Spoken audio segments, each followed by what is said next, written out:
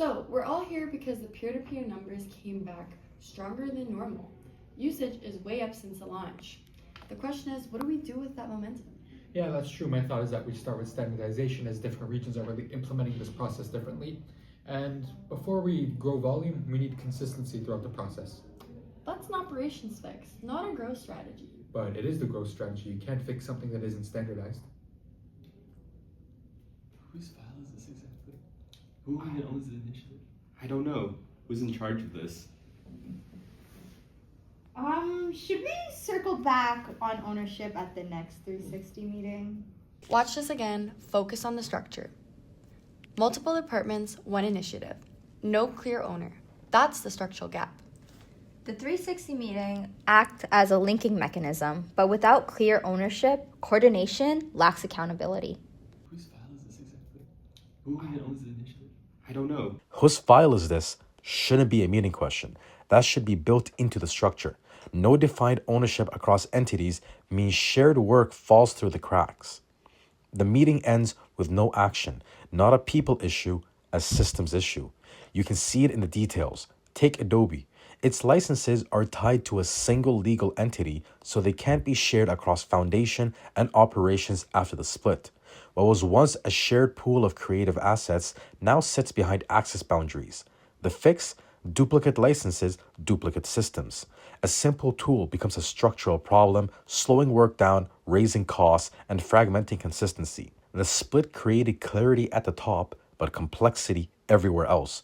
Without redesigning shared systems, the organization drifts towards duplication and fragmented ownership.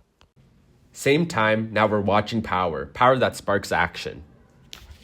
Opposing interests are always highlighted in organizational splits and can cause necessary conflict required for success.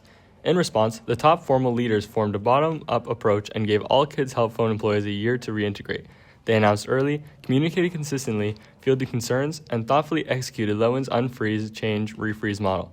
As a result, employee resistance was minimal and buy-in was genuine. The structuring was off to success. During the change, leadership brought stakeholders together around a shared vision. Donors continued to support initiatives and government funding shaped others. The youth remained the priority, and on the ground, informal leaders, the people who actually broker coordination across networks, are doing work to increase commitment.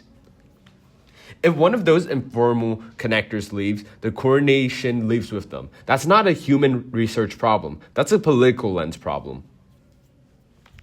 When those two interest sets meet in a major change, without a strong political framework, the outcome is always the same. The meeting ends warmly, no action is taken. Luckily, Kids Help Phone was prepared. One more time. This time we're watching the room. Notice what isn't happening. Nobody is defensive and nobody is protecting territory. This is a room of people who genuinely trust and like each other and believe in the mission. For a mental health organization, this culture runs deep. But here's the tension. The same openness that makes this a remarkable place to work, the premium on support over confrontation, the instinct to keep things warm, becomes a buffer against necessary friction. Nobody named the ownership problem directly because doing so would have felt sharp, and sharp doesn't fit the room. Kids Help Phone's culture is not broken. It's one of his greatest assets. But as a split matures into a permanent operating reality, a culture of support needs to be paired with a culture of accountability, not instead of, alongside. 4 viewings, 1 scene, 3 completely different problems. But before the final play, let's go back to that room one more time. All right, we finally aligned on this. Foundations handles growth and external reporting. Operations handles intake and training.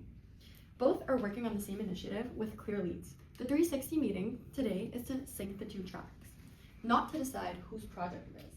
Yeah, the standardization milestones at the end of the month. We're on track. I'll update the shared board by Thursday, and if anything happens to go wrong, I'll keep you guys posted.